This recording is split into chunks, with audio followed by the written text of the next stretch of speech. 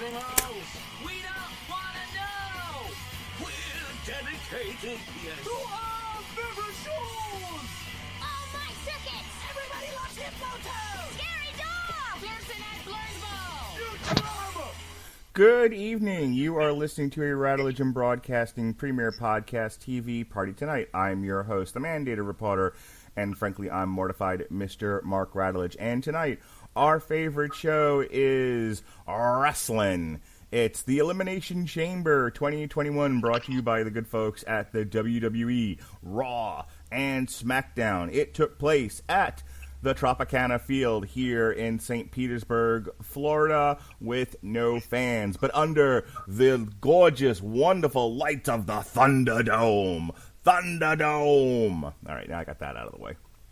Joining me tonight, as always, are the Podsmen. First, ladies and gentlemen, the safe word is banana. It's Chris Bailey. How do you do, sir? I am doing super good. How are you guys doing? I can't complain. I heard we're about to sell out here tonight, so this is going to be the first sellout show, and I'm looking forward to really selling out and getting to the nitty-gritty of ads and everything else that annoys everybody, so that's great. We're going to have more fans than the Elimination Chamber did. It had none. You're here, the corporate podsman here today. That's right. You're the corporate podsman. That's last week I called ourselves the hoverboardsmen. This week we're the corporate podsmen. Anyway, speaking one of these days we'll find a gimmick that works.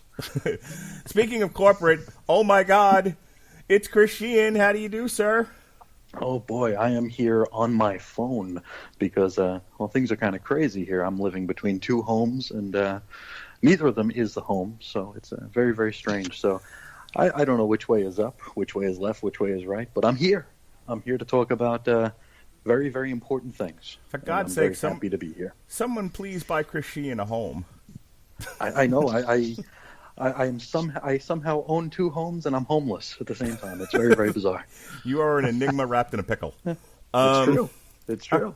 So we have breaking news. Hang on. Actually, I have a sound clip for that. Give me a second. Hang on. We have breaking news, everybody. And now, I'm up at News Flash.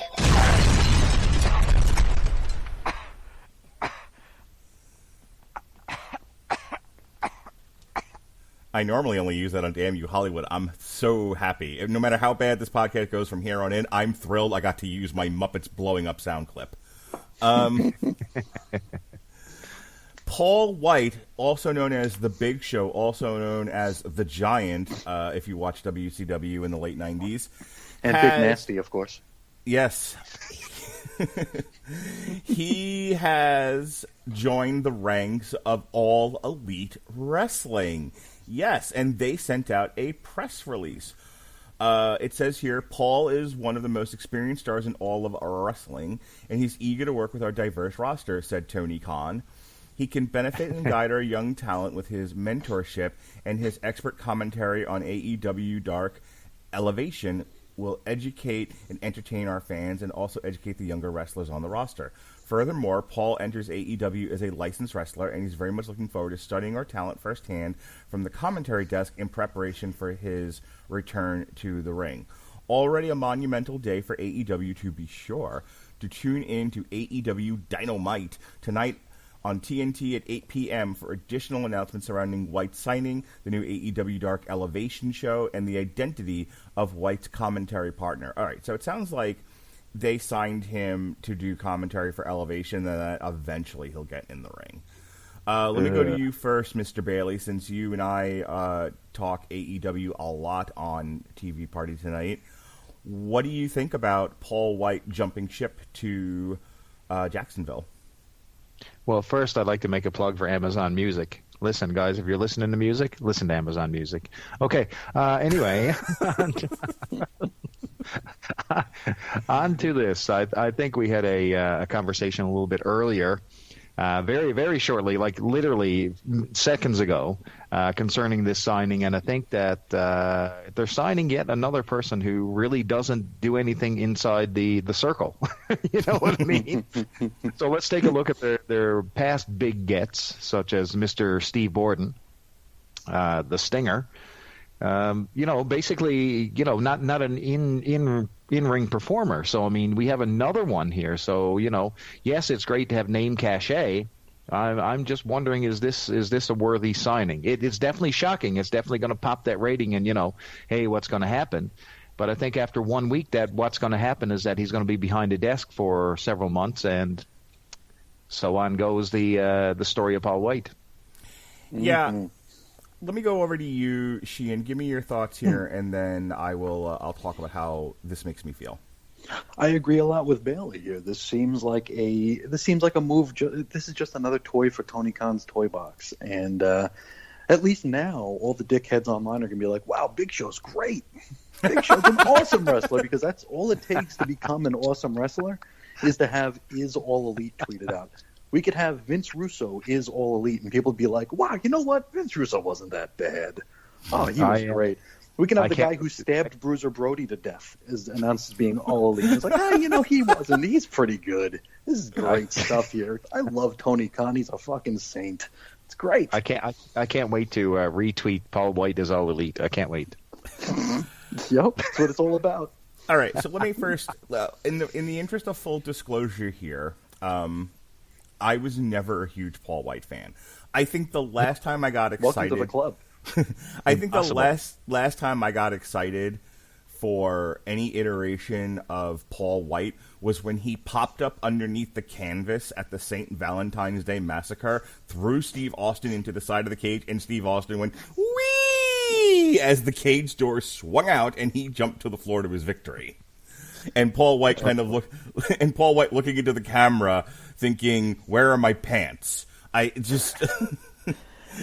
Has there ever been another guy who actually came into the company, peaked, and it was all downhill from there, like the Big Show? No. He was all right in for a brief moment there in WCW. I know he had that sort of embarrassing sort of start off with the smoking Dungeon gimmick? of Doom. Yeah. Right, no, you're talking about Dungeon of Doom. Yeah, no. He starts off with the Dungeon of Doom. They in his debut, they threw the title at him, and so they made him a killer in the beginning, but he was with the Dungeon of Doom, so it was kind of embarrassing. Yeah, all of that. There's this brief period where he joined the NWO, and he's actually not that bad. And he's killing guys for the NWO. He's like Hogan's heavy for a little bit. He's protecting Hogan, keeping the title on him and stuff like that. He's singing the praises of the NWO to Miss Elizabeth. There was some good stuff in that little bit of a run. And then they unceremoniously threw him out of the NWO for whatever the reasons were, and it never got any better. And thus began the other problem I have with Paul Wight, the constant cycling of heel and face, heel and face, heel and face with no rhyme or reason, and it being an ongoing thing. Here's my second issue. My second issue with this. Rusev, Sting, the Revival, everybody that comes into this company ends up being ruined in some way. Misused, made to look like a goof, put in the ring with an indie mud show guy. It's like none of these people elevate the company.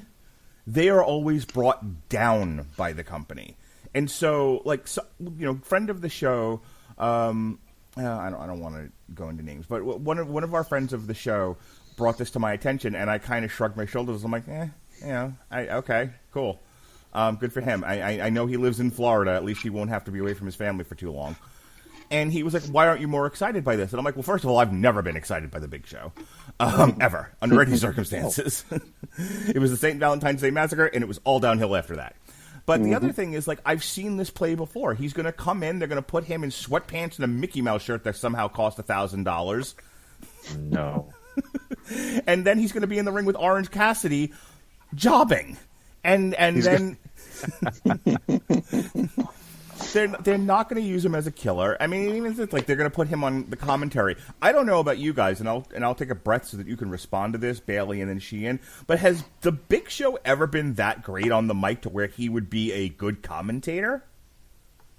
No. But he's sparked personality, you have to understand. So, with the recent Netflix series that he has. He's had some projects outside of the thing. He's like the outer ring ambassador for the company, or for the former company, the WWE.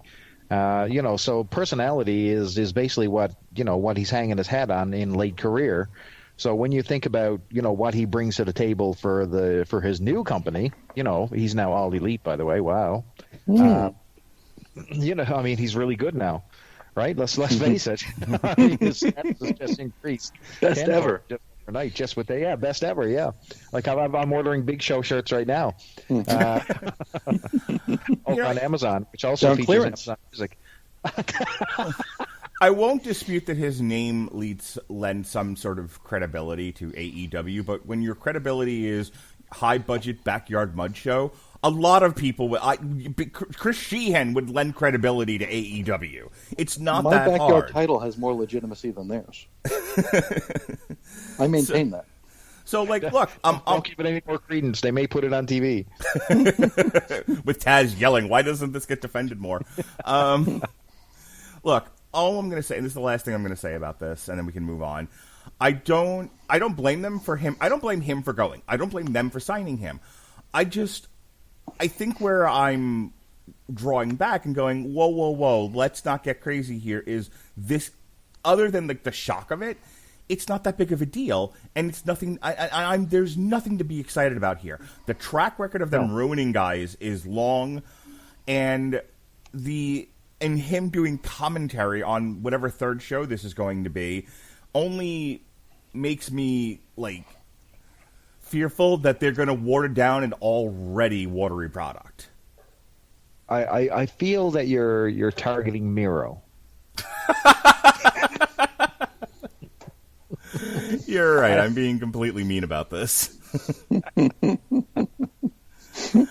I'll tell you what. AEW is not all the way bad. There are some good things about it. We've talked about that on various shows. There are some shows we sing their praises. Then there's Beach Break. But either way, I'll tell you what. AEW has some great music. They have some great themes on their show, and those themes, Chris Bailey, have been collected on an album, AEW Wrestling Themes 2.0, which came out actually August 15th on 2020, and it's available on Amazon Music. Did you know that, Chris Bailey? Did you know that you could listen to AEW Themes 2.0 on Amazon Music? I'm excited.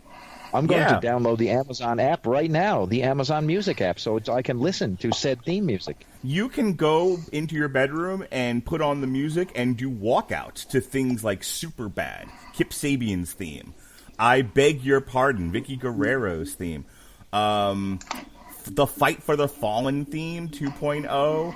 There's the, oh my God, you can put on a mask, Chris Bailey, and walk out to the Falling from Grace AEW Dark theme, featuring No One's Hero.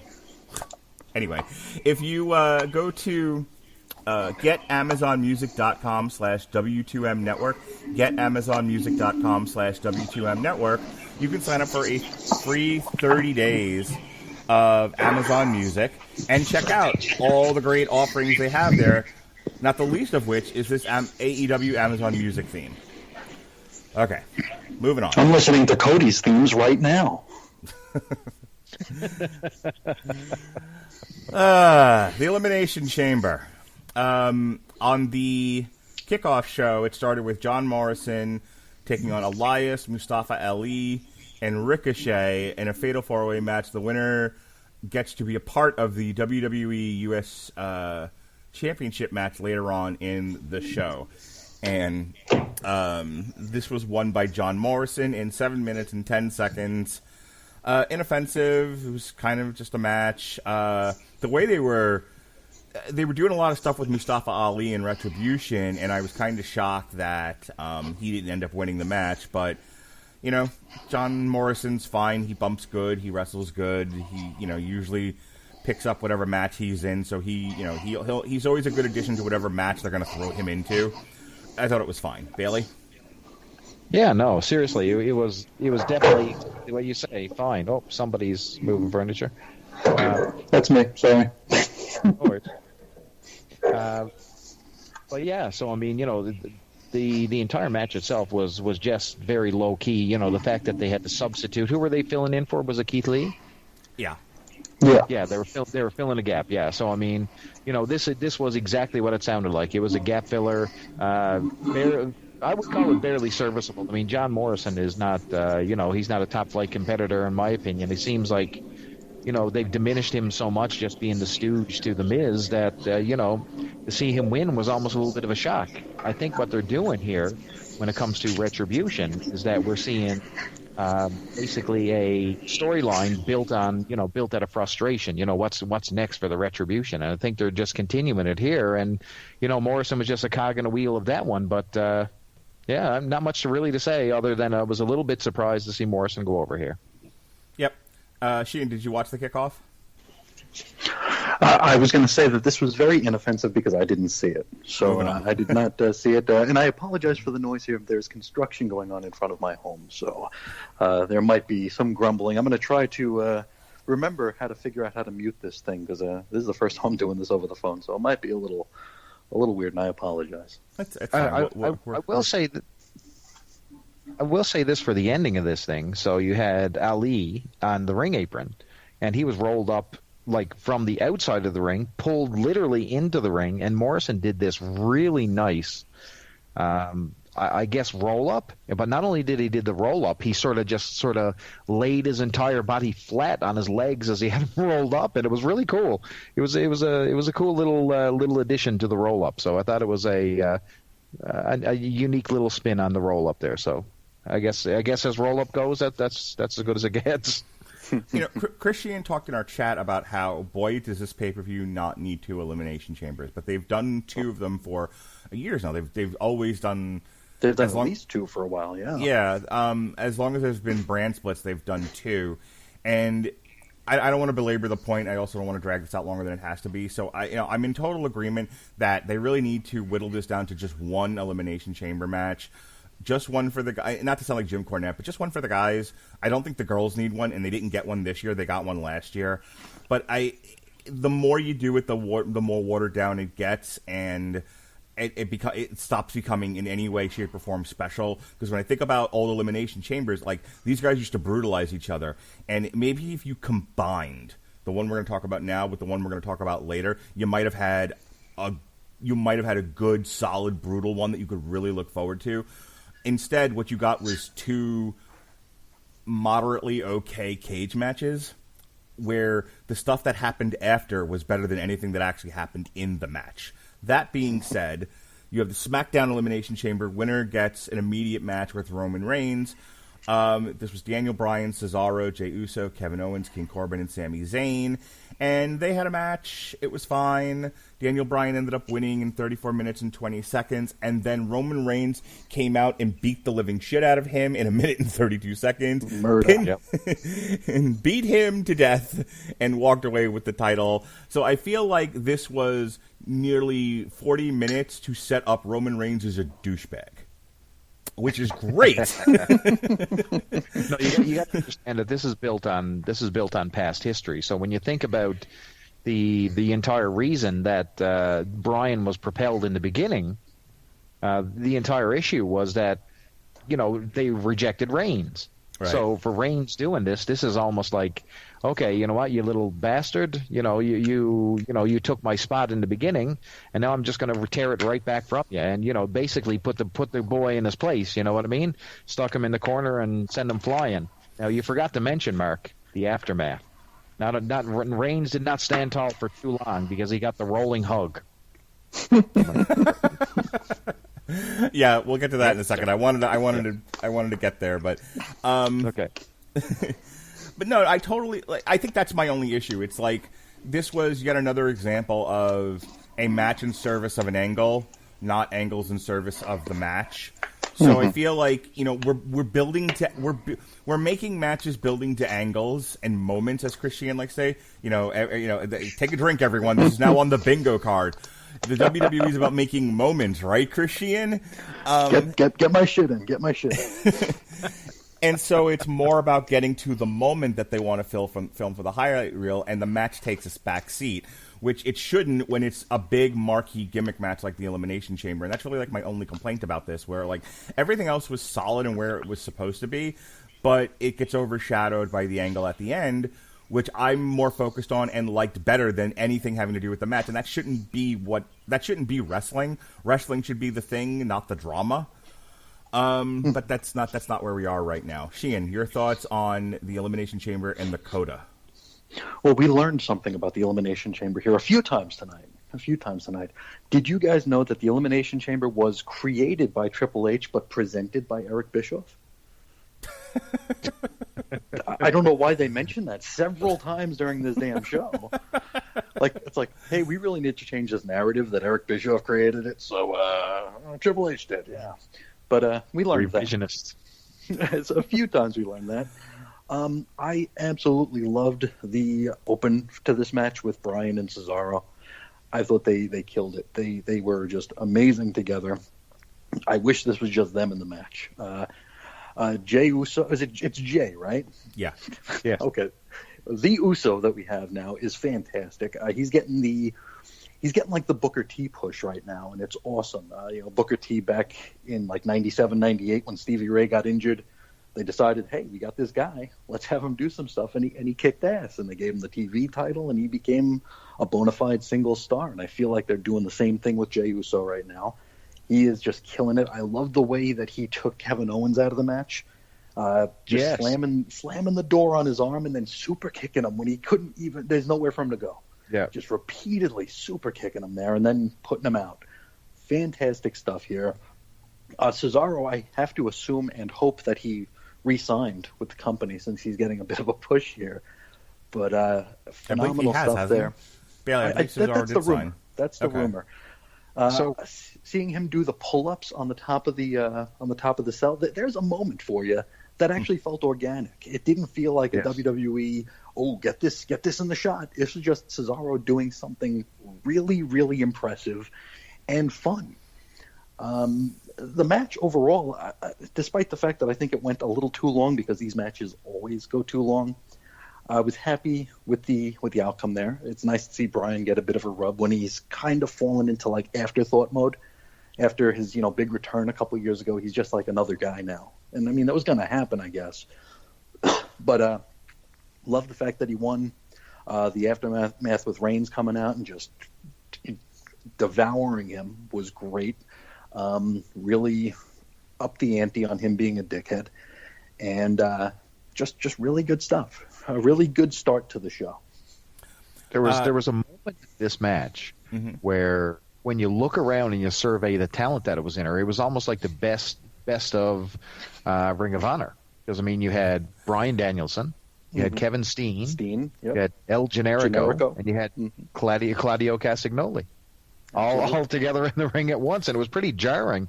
At first, I'm like, oh, my goodness, look at this collection of bums that's in here. And then all of a sudden, I'm like, wait a minute. This is like the best that, Ring of Honor has ever had here. It's the SmackDown 6. Yeah, it was really, really cool just to see how they pulled it off, and all those spots, like you said, there was a few organic moments there. And I mean, you got the Uso moments, you got the Cesaro stuff. I mean, top unfortunately, flight. we also had a Kevin Owens climbing to the top of the pod while everybody stood there huddled. But I mean, that's just gonna happen. Yeah. This inherently is broken as a gimmick. So this was followed up by Edge spearing Roman Reigns, like you said before, Bailey, and then he did the whole thing. Running hug. The pointing at the sign thing. Like, can I just bring that up for just a half a second? Like, there were times where pointing at the sign was like, was a tension building act, and it was cool, and it really was a moment. And then it evolved into the thing everyone has to do around WrestleMania time. And then it has now become like almost like a stage direction. It's like, all right, do your thing, point at the sign. Everyone has to point at the sign all the time, constantly. Pointing at that fucking sign has no meaning anymore. Like, I know I feel like I say this a lot, but the WWE beating things to death to the point where they have no meaning with everything all the time makes me hate this product. It really does. I mean, they even they like lampshade it now. Like Charlie Caruso will be sitting there and being like, "Yeah, everybody wants to point to the sign," and it's like that. Just because you're lampshading it and you're making it seem like it's a trope now, that doesn't excuse the fact that it is a trope now, and it's very, very lazy. I think they think it's storytelling, but it's not. You know, the Bruce Pritchard thing about like Hogan must pose. It's fine when only Hogan does it. It's not fine when Brooklyn Brawler is doing it and Barry Horowitz, and it happens on Superstars at the end of every match. Bailey, you wanted to throw something in, and then we'll move on. Oh, you just, I mean, the pointing at the sign is just ridiculous at this point.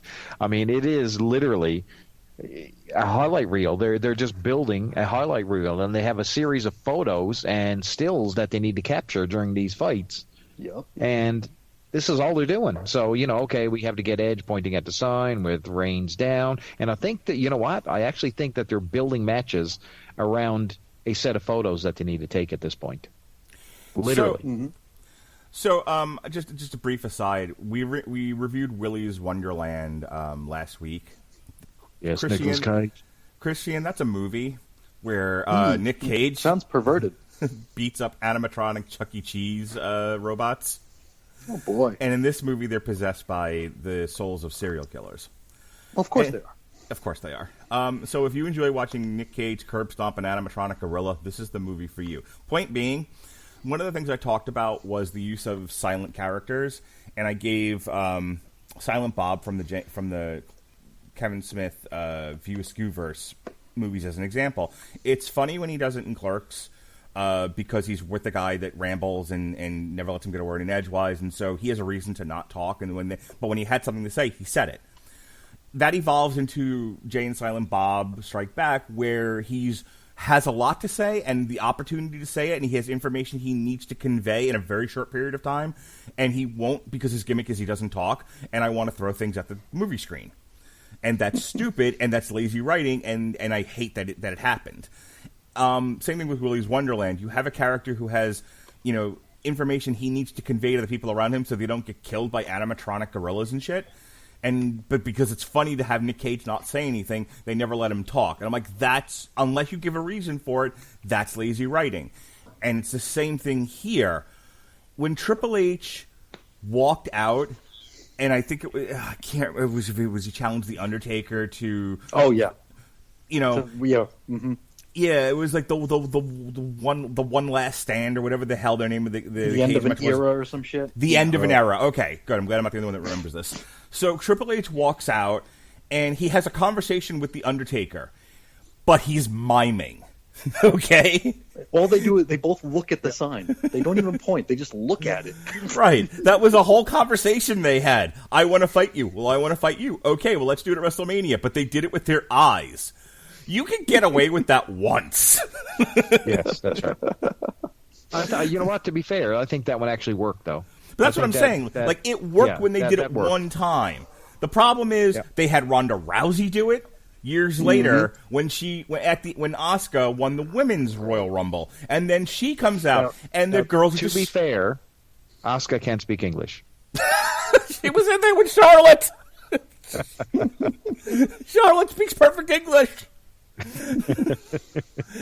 And like, that's my point. Like, Ronda Rousey should have come out and been like, I'm here, I'm whatever, you know. I know she had trouble talking in the WWE too, and this was probably their workaround, but still, like, you can talk. You can say stuff. Looking and pointing at the stupid WrestleMania sign doesn't substitute for talking. That, and I'm really not excited by I know right now, besides Paul Wight apparently, Edge is everyone's favorite wrestler and everyone jerks off to Edge and doesn't remember that he's made of fucking tissue paper. And that Edge's entire career is win a title, get injured, be off for 6 months, win a title, come back, win a title, get injured, be off for 6 months. Mm-hmm. He's the ultimate opportunist, right? Yeah, if he's not slipping on banana peels left and right. The only time he didn't fucking injure himself immediately after winning a title was Monday Night Sex with Lita. Amazing. And I'm surprised he didn't injure himself in that. It was the only time I wished I was him. So, yeah, I'm not excited for this year's WrestleMania. I'm not excited at the prospect of Roman Reigns the douchebag versus Old Man Edge, who may be injured on his way to the ring. And he's probably going to beat Roman, too. And then injure himself on the way back. Yep. I'm so happy I won this. Fall down. And they'll be April old. 15th, Deadly Game 2. and there'll be Vince McMahon waiting to catch the title as it goes thrown in the air from Edge falling and hurting himself. Thanks, Edge. We wanted this back anyway. Our moment's over. Yep. All right, moving on. Now that I've screamed about all of that. Loved it. Speaking of screaming, Matt Riddle defeated Bobby Lashley with MVP and John Morrison in a triple threat for the U.S. Championship. And it was a fine enough match, all competent enough wrestlers. The only thing that was memorable about this was one of the commentators going, I wish serious Matt Riddle would come back. This jokey guy is too much. And I'm like, you just put the title on him. Like, why are the commentators burying him all of a sudden?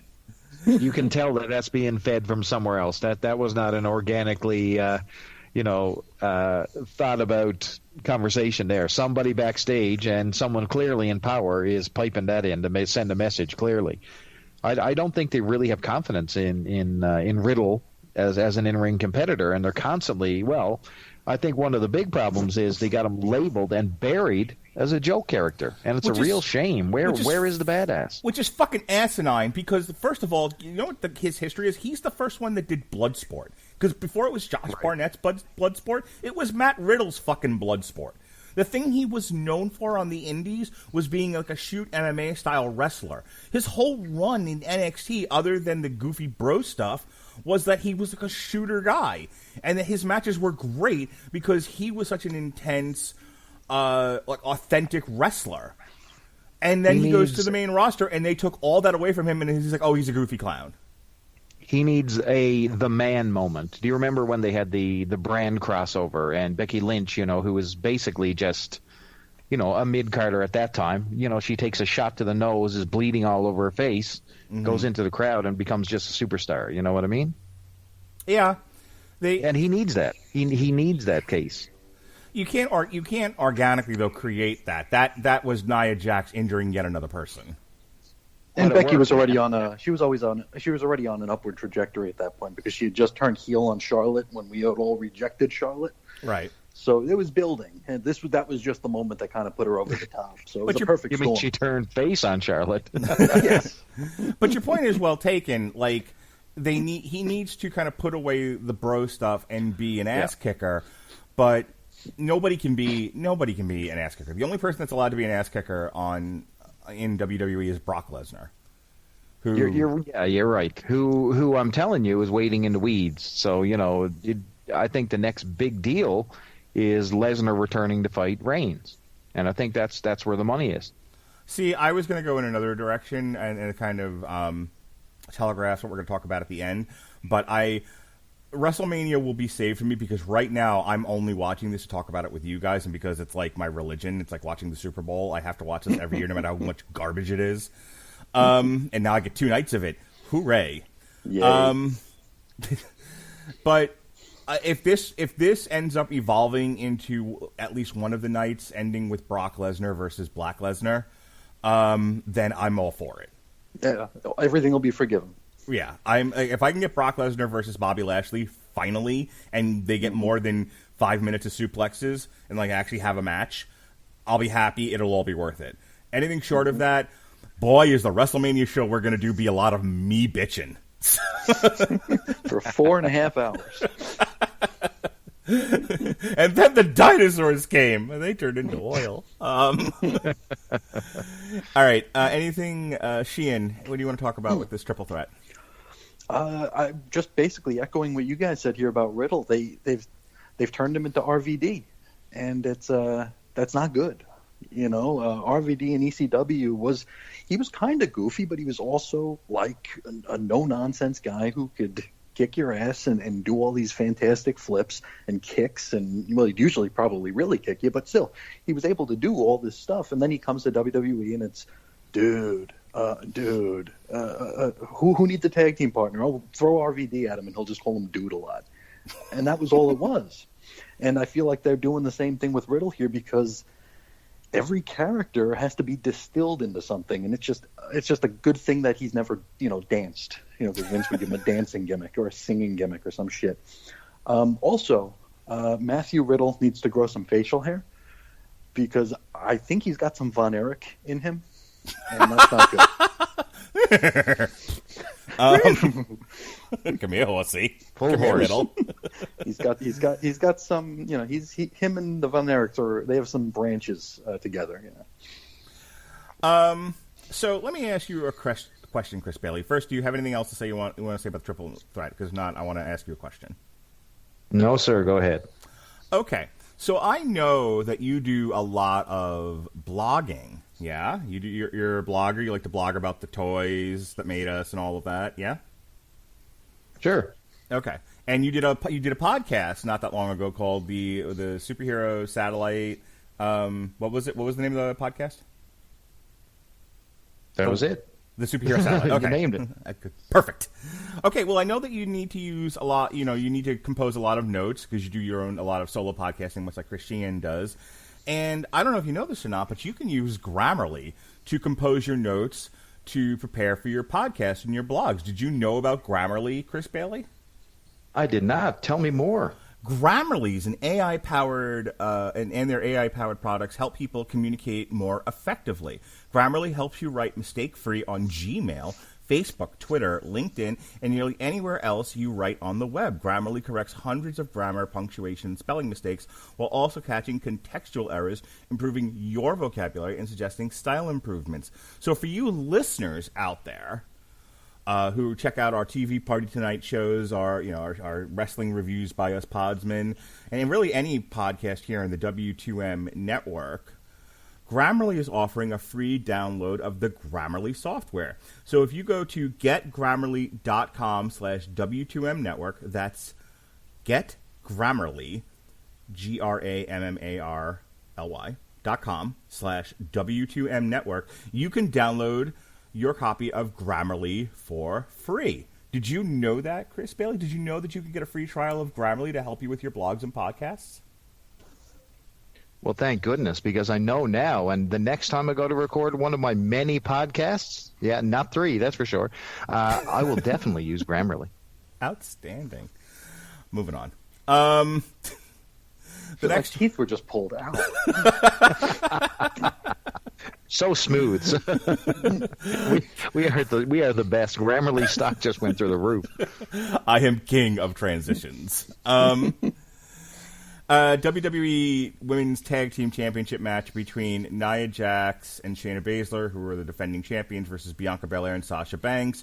And this is another match in service of an angle that's going to lead to Bianca Belair versus Sasha Banks for the women's title at WrestleMania, because right now Bianca Belair is getting the big push. Nia Jax apparently changed her entire wrestling fate by landing on her butthole or her vagina, whichever hole it was. She didn't specify when she screamed it out in the middle of Raw, but she did it. Hole. But she did it during doing a leg drop on the apron. So who knows where she landed? In any case, that's the funniest thing Nia Jax has ever done besides injure everyone, and it's the only thing she's known for now. And Shayna Baszler was there. Christian, what did you think of the women? This women's match where at the end you thought you were going to get a Bianca Belair Sasha Banks explosion. That's I thought where this was leading to, but no, they just they yelled at Reginald, which I don't watch SmackDown. I don't know how Reginald ended up with them, but Go ahead. I do watch SmackDown, and I couldn't tell you. Storytelling. He's just kind of there. He's in the background. He's got he's got the weirdest damn haircut I've ever seen in my life. He's the top of his head is shaved for some reason. Very, very bizarre. Very off-putting. But the whole thing here, he gives them a bottle to hit the bad guys with, and they don't, and then they get rolled up. This is bad. This is really, really bad here. And if it's to build to the marquee, Royal Rumble winner match here of Bianca and Sasha, why do we have all the? This is like a Dagwood sandwich of an angle here. We don't need Carmella. We don't need Reginald. We don't need a bottle of champagne. We have enough in two very talented women who people would like to see fight for a title.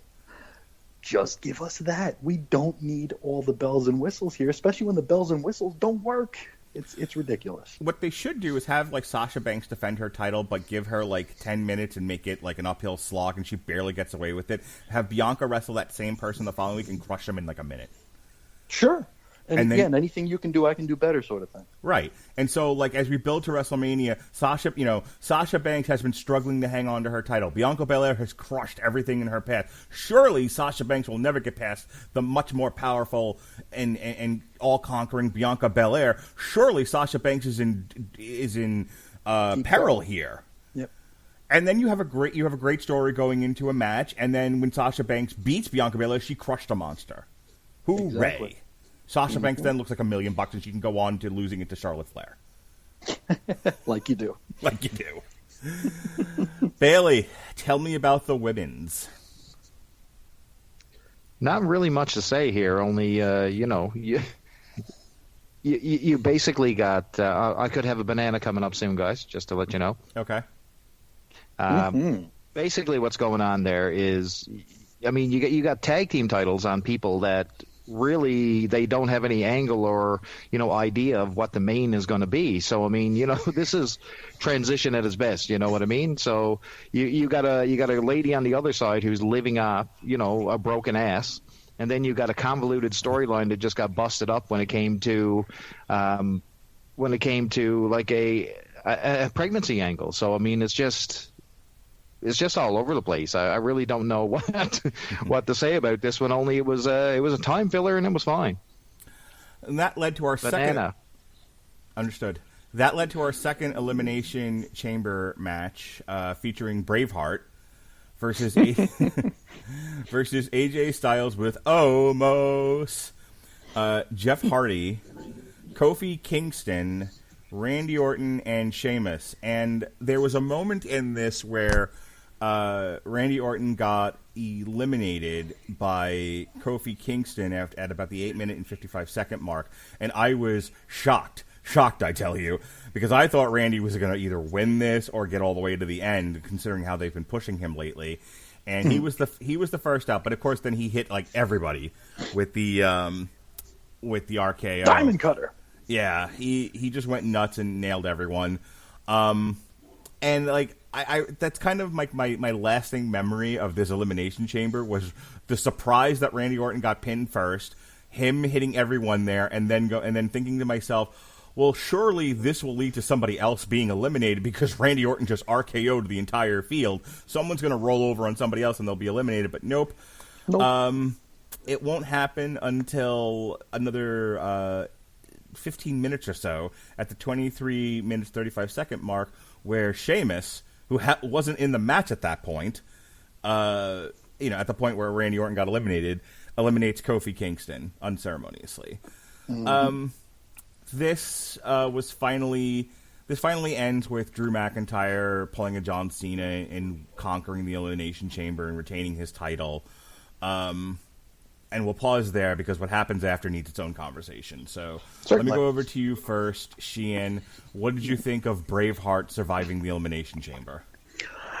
They could have done this so much better than they did. Especially with everything that happens after the bell, after this match ends.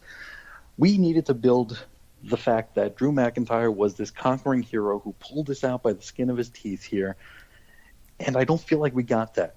I think he did win by losing. I think he comes out of this entire night looking a bit stronger. But for the match, I don't feel like it worked here because it should have been something along the lines of, this is just me, armchair quarterback in here. I say you start the match with Sheamus and Orton. They look at each other and be like, hey, you know what? let's pull Drew McIntyre in here. And they bash through the plexiglass. They yank him out. They beat the shit out of him. Then the next guy who comes out, who's the other heel in this thing? Was it, we had, it was AJ Styles. AJ. Yeah. Bring AJ in. They're just all beating the shit out of McIntyre. McIntyre can get a flash pin on one of them, whoever. Or The Fiend can do something and Randy gets spooked and he gets rolled up that way. But you have Drew just work the entire match. And then you find out, like, the last person who was supposed to be entered into the match would have been Drew. So it's like you see that he's been robbed. It's like, oh, man, he should have had the best spot here. And instead, they pulled him out of the pod and they beat the shit out of him for 20, 30 minutes. You have him still eke it out. Eke it out because it serves what comes next. And I feel like in that sort of regard here, you have Drew looking really, really strong, really resilient, and then you have what happens next. This match overall was a lot weaker than the first one. I don't know if it's just the whole diminishing returns thing or if it was just not as good. Definitely. The choreographed bits were a lot. The seams really showed. Like, this was the old NXT special of the camera's not looking at Jeff Hardy, so he's climbing, and no one sees him climbing because I guess all the wrestlers aren't looking at their monitors either. So they get all their information from the monitors, I guess. So Jeff's up there, and then it's like, oh, wait, we all have to run and hug. So they all run and hug, and Jeff jumps off on top of them. It's really, really lame, really, really old. Doesn't do anybody any good. We had a bit here where Omos pulls AJ from the back of the pod, so he runs in and enters the match early for some reason as a heel. Why in the hell? Where is the logic in that? And he even waited to go for pins after that. It was just so dumb. No psychology to that at all. It just made him look like a goober. Really, I mean, I was messaging you guys because I watched the show the next day. I'm just like, man, how we can't have 2 Elimination Chamber matches in one night because it's just It's like watching a magician saw 2 women in half. It's like we already saw it. And for the next act, we're sawing a woman in half again. Again. The fat lady in half. I don't know. Maybe you got to mix it up. I mean, you're right on the money, Sheehan. I mean, the formula by this time was washed out. I mean, you've seen all the spots. You're sick and tired of seeing guys trying to get in position at the bottom so someone can do a little leap on top of them. I mean, it's painful to watch. And this just flows with the story of Drew McIntyre's reign. I mean, just painful. I mean, he's never had – it's full of start and stops. Like, are they going to go ahead with him as the main guy, as the Diesel, or are they going to pull the rug out? And it seems like it's just a whole bunch of, okay, we're ready to go with this, and then it's the rug is pulled out. And let's start again. Hurry up and wait. Yeah. Yeah, that's exactly what it is. And we got the rug pulled out here again. And again the following night. So, I mean, it's just one after the other, after the other, after the other, man. And it's I'm just sick of seeing him on his back if he's going to be the main guy. Yeah. Weirdly enough, though, because of what happens next, I am in complete agreement with Sheehan. Like, let's talk about it, and I'm gonna round back to this point. So, Drew McIntyre stands tall. And by the way, this was much better when it was done with John Cena. Go back and watch New Year's Revolution. Yeah, John Cena, as much of a Superman as they made him out to be, actually looked like that Elimination Chamber was fucking rough. And when it was done, like he was out of breath. He was like holding his knees. Like he didn't look good when it was over. And he eked it out. Yeah, he came through hell. And so when Vince McMahon walks out and was like, fuck this, it ain't over, and out walks Edge, and Edge cashes in the Money in the Bank, which is the first time they had done that. And then you see the dread on John Cena's face as Edge comes down, and and Edge beats him, and Edge gets his first title. It absolutely worked. Yeah, that was perfect.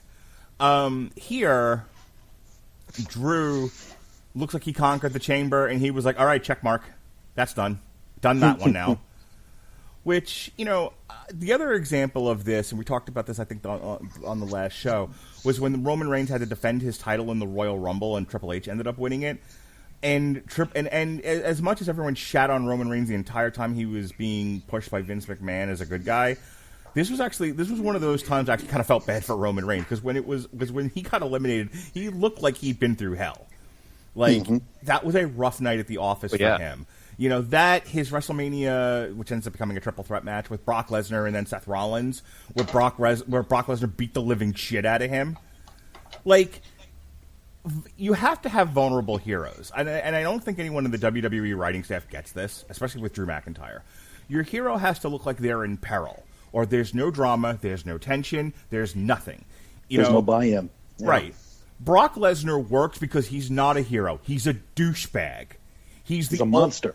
He's the ultimate fucking South Carolina Gamecocks wearing hat jock, steroids, bully douchebag. And so when he murders everyone around him and he's throwing guys left and right and he's cackling about it, that all works because he's an asshole. And whether you like assholes is totally up to you. But that's why Brock Lesnar works the way that he does. Drew McIntyre, they're trying to make, into a Superman. And again, John Cena didn't always win. John Cena didn't always look good in winning. John Cena looked like he was in peril a lot more often than I think people give him credit for. Like, I didn't love all of John Cena's, career matches, as a champion. But, like, another really good one, him versus Umaga, where he freaked out and choked him with the ring rope. Mm-hmm. Yep, amazing. There was a lot of, and you're right, a lot of the Cena era stuff, we took for granted at the time because it was all Super Cena. Oh, we're sick of this crap, you know what I mean? Right. But when you really look back on it, I like his latter career when he's sort of winding down and he's got sort of like, you know he's phasing out and he's torch passing, you know what I mean? Mm-hmm. And that's when I think that it got really, really good. And you see him come out and he's pointing to the ring, and you enjoy his hat toss and his run to the ring, and I love all that stuff. And we don't have that here when it comes to McIntyre. I don't get the sense that he's the Cena. No, he essentially he's just a giant furnace. You throw things into him and he just burns it. And he burns it, and he burns it, and the flame never goes out, and it's like, I like a Yule log as much as anybody, especially if it's the Fiend on fire for an hour. But but it's not the most interesting hero's journey. And so everything they've done with McIntyre up until this point, with a lot of it with Randy Orton, has just been boring as shit, and as much as they've made him look like a conquering hero, he's not at all interesting to watch. And then Bobby Lashley beat the living shit out of him, which is amazing, right? And then the Miz, and like, I long for the moments in wrestling that make me react emotionally, especially as much as anyone who's heard any of these podcasts, including this one, has heard me bitch about this. When I actually forget myself and I'm screaming at the television. Dude, when the Miz ran out and he went to cash in and didn't pin him the first time, I was screaming my head off. And I fucking hate the Miz. I don't want the Miz to succeed. I want the Miz to go away and his show to be canceled. But but he's a smarmy, dickless, jerk-off, cowardly, shit-for-brains, weak heel. And it works. And when he gets over in a cowardly, shitty way, it's great. Now, oh my God, this monster of a man, this great hero, this conquering Conan, Drew McIntyre, just got beat by the dork who got out of his locker in just enough time to make it to this match, and run down there and take advantage of a situation and run away with the title, going yee the whole way.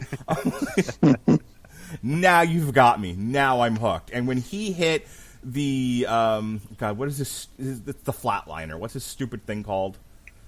Skull crushing finale. The skull. Yeah, when he hit the skull, which I don't understand. Is that someone tell me what that is supposed to mean? I don't get it.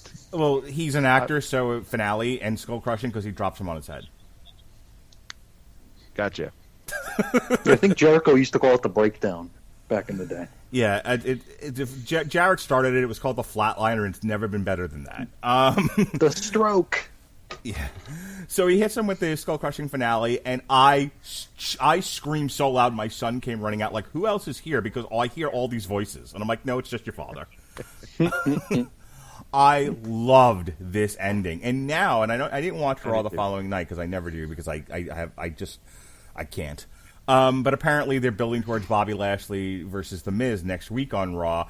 And if Bobby Lashley doesn't throw The Miz over a pinball table, rape him, and walk away with the title, like, I don't even want him to pin him. Just rape him bloody and throw his carcass into a nearby pond and walk away with the title, screaming, "Where are you, Brock Lesnar? Get in here, honky!"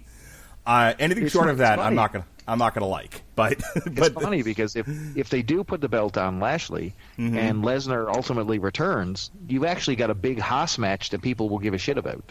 Yeah, absolutely. And then you have Drew back, and now this is what I wanted to say before. Now I'm actually interested in Drew McIntyre. How are you going to bounce back from this? How are you going to rebuild? Like, Drew McIntyre chasing a title wrongfully stolen from him, much more interesting than Drew McIntyre beats everybody all the time and barely breaks a sweat. Christian, tell me about this match. Yeah, because, I mean, just to continue the thought on McIntyre doing the chase here, we never really got to see him doing the chase because of all the unfortunate timing of the first half of the year, because he won the Royal Rumble and then arenas shut down. So we didn't get to really see much of a chase. We just got to see him and Brock in empty rooms. And there really wasn't a whole lot to that. And then we had the match. So it was what it was. We haven't seen him chase. Even when Randy beat him for that week, it's like, okay, here's my rematch. I won it. Okay, great. We don't get to see him rebuild. We don't get to see him lick his wounds. And I think we have a real good opportunity here, especially if they play it up with, like, hey, they could even do like a tweener thing with him here. They can do the Diesel Black Glove thing with him. It's like, hey, I carried this company while everything was shut down. And here we are going into WrestleMania with fans, and I don't have my title anymore. Give him an edge, make him a little bit resentful, make him annoyed. Yes. Just have him do something a little less vanilla. Let's sprinkle some pepper into the salt. Let's.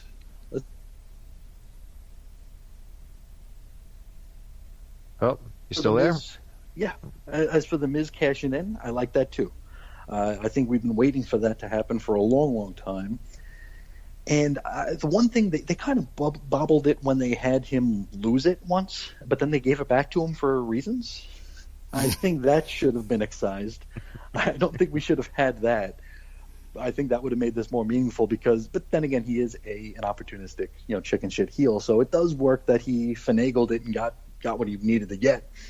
I thought Lashley here looked fantastic. I think the U.S. title or whatever title he had was more of an impediment than anything. I like him chasing. I like him being angry. I like him being physical and just throwing dudes everywhere. I think there's a lot of money left on the table with Lashley, and hopefully they're getting ready to cash in on it. As for the closing, it was a hot close. WWE needs to be careful not to we talked about them overdoing things, right? Because they run things into the ground. The first time they did the thing where they brought up like the copyright bit on the corner of the screen, and then something happened and the copyright bit went away. Because we were all fooled into thinking, oh, this is the end of the show, and then wait, no, there's more. Now it feels like we're getting that a lot. We're getting that fake out a lot, and it is not as impactful as it was the first time. And I fear we're going to be getting more and more of this as we go, and it's going to be rendered into something that we don't even pay attention to anymore, and we won't even mention. Bailey, take me home, baby doll. No, I agree. Like I'm a huge fan of cash-ins. You know what I mean? I really, really enjoy the cash-in, especially when it's done well. They put us through our paces, waiting and waiting and waiting and waiting. When is this going to happen? When is this going to happen? And like you said, when it almost didn't, I almost hit my TV. I was like, no, please, God, just take it off them, please. But so I think this is a lot of table setting that we saw here. I don't think this is where we're going to land when it comes to Mania or leading into it. I think this is building just towards Fastlane, honestly. So, a lot of what we saw here, especially some of the mini feuds, the subset things that we saw within the chamber and all those type of things are, just ends to a mean. And we really don't know what the big show is going to look like right now. Although, The other big show was over on AEW, by the way. And you can download his music on Amazon Music. No, I'm kidding. But yeah, no. Overall thoughts on the show. I'm okay with it. I'll give it more of a thumbs up than a thumbs down. I mean, when you got Chambers and different stakes on the line, it kept me engaged at least. So, that's where I sit on it. There was nothing earth-shattering or that we hadn't seen before, but the big losers here in this entire show, I think, had to be, number one, the bro himself, Mr. Riddle. I mean, I don't think we saw anything that, despite a win, I think he actually lost. I mean, it did nothing to serve his career, propelled nothing, and he's still the bro and not taken serious. And same with McIntyre, just a steady, rug pulling and just up and down yo-yo type thing. And, the Miz. So the Miz comes out of it as the winner. And we know he's a transitionary guy, but I just wonder, and it's actually got me interested on where we're going to end up. So there's a number of possibilities with the Lashleys, the outliers like the Lesners, and all that type of stuff. So color me reasonably intrigued, and then I watch Monday Night Raw, and then it just it didn't improve my mood. So we'll see how it goes. As I have said many times on this podcast, I find that I enjoy the WWE product more when I don't watch Raw or SmackDown. Oh yeah, no, listen, you're right. It's an epiphany because you cut away, you get to the meat. You know what I mean? It's like you see the recaps anyway. You see everything that happened over and over anyway. You get to see it. So there's really no need to watch it unless you want to. Unless you're super into the New Day. Your boys, the New Day. If you want to see them take on Retribution for the 500th time. I mean, if you're into that stuff. Yeah, like I've missed the entire Alexa Bliss's The Fiend thing because they haven't done any of it on the pay-per-view. She had that one moment in the Rumble, and that's it. Yep. My dad is in his 70s, and long time wrestling fan, and he's just horrified with that stuff. He thinks it's the worst. He said this is the worst time wrestling's ever been, and I'm like, yeah, you're not wrong. Just give it a year.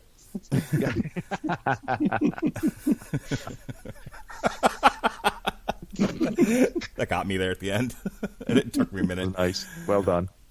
So here's the thing: this is an average WWE show on, like, the Elimination Chamber used to be like, wow, like this is a big deal. It's something really to look forward to, and now it's it's a stop on the road to WrestleMania. It's not even a stop on the road to WrestleMania. It's just a stop on the never-ending road.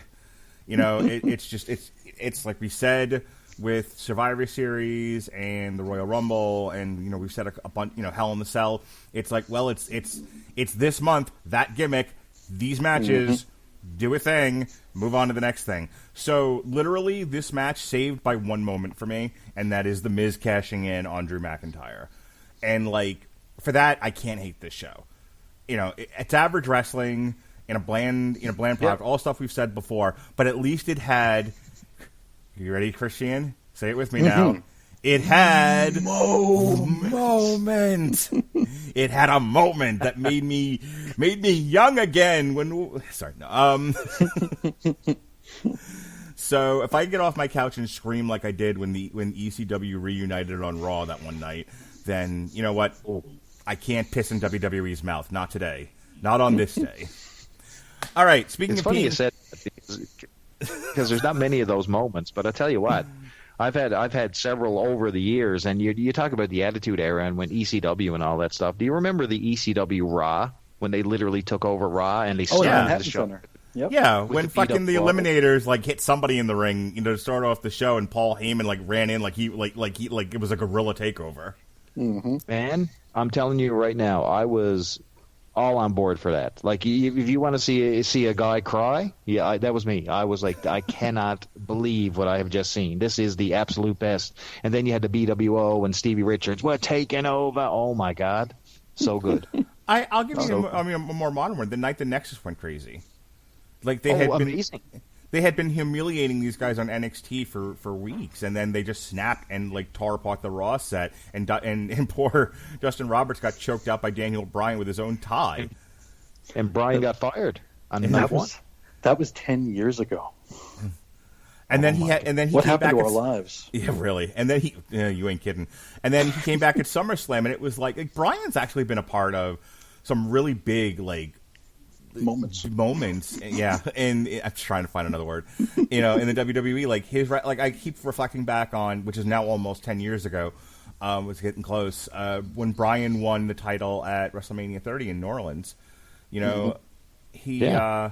I don't think there's been a more genuine like wrestling moment for fans than that one since. That was 7 years ago. Yep.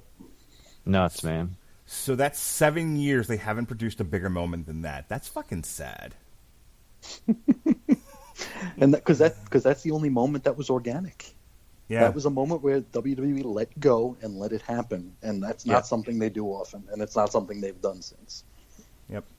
All right. No, because they do it in start and stops. They won't allow it to happen anymore because they won't allow anyone to get to that position because they'll start and they'll stop people and keep them at a modest heat. Mm-hmm. That's what I said about Riddle. I said I hope he never goes to the main roster because he's going to get there and they're going to shit all over everything that makes him cool and good. Yep. And, hey, what happened? Shayna Baszler was a monster. Shayna Baszler was a monster on NXT. She was the most fearsome heel woman they had. She wrecked everybody. And they said if she goes to the main roster, she's going to be shit on because she doesn't have big tits and she's not pretty. And what happened? She's in Nia Jax's hole. Heinous like a fat man's anus. So, and Keith Lee wore a tennis skirt to Raw one night. Ugh. I'm just saying there's a pattern here. Poor Keith Lee. to round things back to where we started, I complain because they've ruined everybody that jumps to AEW. Not like the WWE doesn't ruin everyone that jumps from NXT to Raw, or SmackDown. So there's a lot of that now going NXT, around. NXT is going to have its own developmental brand now with Evolve. So we're going to be able to complain about people going from Evolve to NXT and then from NXT to Raw or SmackDown. We got more complaining in our future. It's going to be great. Well, if anything that's on brand for this podcast network, it's bitching about stuff. So perfect. All right. Speaking of bitching about stuff, Chris Bailey, where can they find your podcast and whatnot? Well, I'm hanging out with you arseholes over here on the W2M network, W2M.net. So I've got actually episode 3 in production as we speak. So we'll see that hopefully by month's end with another special guest kicking off that show. And it's, like I said, 1 of 4, and that's all you get for this year. And then you'll find me over here with the fine folks of the Podsmen, who I dearly love hanging out with, despite being video conferenced to death on the other end. But that's fine. I move through. I'm getting paid. That's all you got to remember. Find me on the Twitter @Charlton_hero. There you go. Christian, do your plugs. Certainly. You can find me over at chrisandreggie.podbean.com, where we've just done our 500th program, 500 podcast episodes, thousands of hours of entertainment, hopefully. Also, X-Lapsed is still going, and just about to release the final episode of the X of 10's 22-part crossover. Finally. Yeah. Did that ever end? Oh boy. I will not miss it. Not on your part, man. Your part is the only part that I actually enjoy about that whole ordeal. I gave it a shot and I failed. It is bloated is putting it nicely. Overwritten is putting it nicely. It was a slog. There were a few shining moments in there, but there was a lot more negative than positive about this 22-part crossover event. 22 parts with about 7 or 8 lead-in issues, and oh boy! What would you call this? This even goes beyond the maxi series. This is like a broad sweeping. Yeah, this is like Secret Wars 2 level sort of stuff here. Yeah, it's. I think you could probably kill a burglar with the eventual collection of this book here. The you know what? The Swords collection. For confusion purposes, and I'll end up. I'm doing the Greg the Hammer Valentine thing right now. So when this thing finally gets released in collections, then you're going to have those subset collections of a subset of lead-in collections. Yep. Then the offshoot collections. And then you got to try to make sense of it. You're going to like only want to read X of Tens, and you're like, well, that's impossible because you have to read all these other ones too. Oh yeah, you know what I mean? It's just horrific what's happening here. And it's basically just an Excalibur story that usurped the entire line. So you have to read 15 issues of Excalibur, which are really, really rough because it's all about Otherworld. And I don't know if anybody's familiar with Otherworld from the Captain Britain Corps lore, but it's quite whimsical and quite annoying. So it's a lot of pages of stuff that are kind of hard to get through. But I'm having a good time sharing my thoughts on the show and having some great discussions in the mailbag about this, that, and everything. So it's a good time. I want to, as part of my plugs, I want to say this because people listen to this like, God, he just shits all over everything. I don't. I love Game Changer Wrestling's Bloodsport, which is brought by now Josh Barnett. They just did their 4th and 5th show. The 5th one was headlined by Jon Moxley versus I think it was Davey Boy Smith Jr. Is that right? Did I have that right? Did Moxley cry about not winning, or did they let him win? Pretty sure he won. Hey, listen, you can't say that. Oh, yes. sorry, Okay. sorry. So Bloodsport 4 was just strictly on the Bloodsport website, and that was the 13th. And then they released both of them on the Fight app. Fight app is easily accessible, and it's a great way to get pay-per-views. We watched the Tyson fight on the Fight app. If you got a couple of bucks you want to throw away on wrestling, and you want to watch really, really good wrestling, like shoot style, MMA style wrestling, with no gimmickry, no bullshit. Get the peacock. Bloodsport. Bloodsport 4 and 5 currently on the Fight app. I have it waiting for me to watch. The second one features Jon Moxley. The first one was, I think, Jeff Cobb versus the Dirty Daddy. Chris Dickinson. And apparently it was high marks. People loved it. So if you're tired of the bullshit with Impact and AEW and WWE, and you're like, why can't I find just good, pure professional wrestling? Fucking Bloodsport. That's your jam. It's my jam. Should be. Hey, listen, can I ask a straight Canadian question? Yes, sir. Have you guys already merged with the Peacock up there? So are you already watching on the Peacock, or is that coming soon? Yet. That's coming soon. March 18th. When does that come? Yeah. Oh, no. That's fast. That's when my app dies and I go nuts. And I go back to Canadian content, so I can only answer half of your questions because I don't get to see the rest. Perfect. Nice. Great.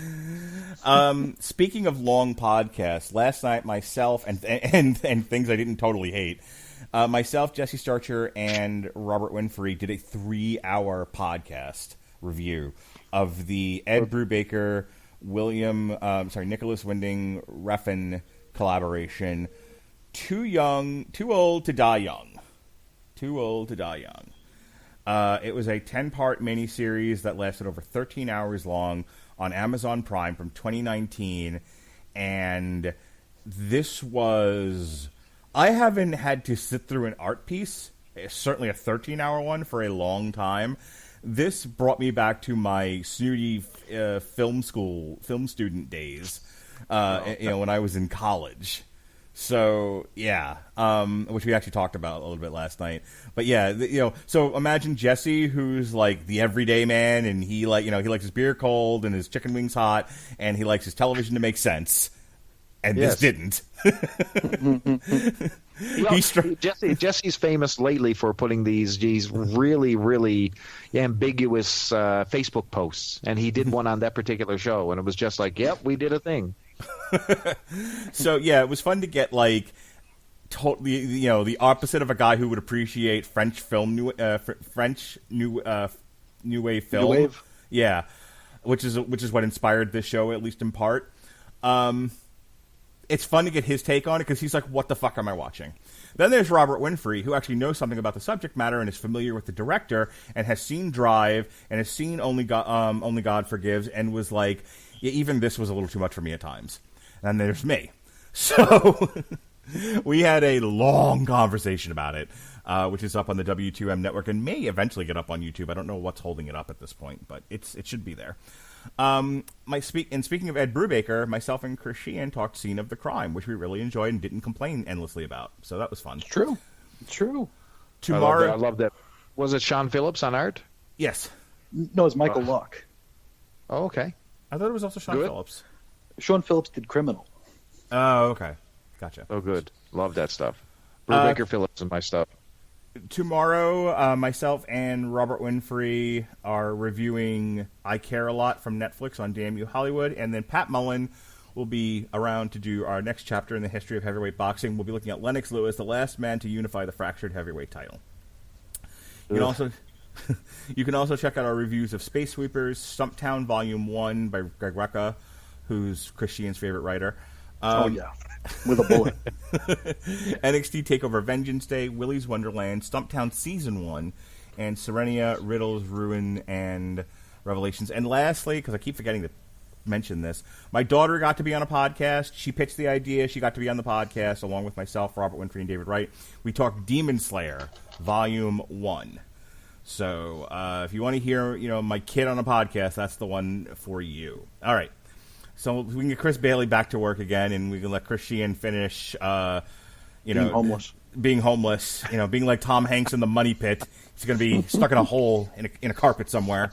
We'll catch you next time on the next TV party tonight where we're discussing wrestling, whenever that may be. Until then, I'm Mark Radledge. He's Chris Bailey. That's Chris Sheehan. Be well, be safe, and behave.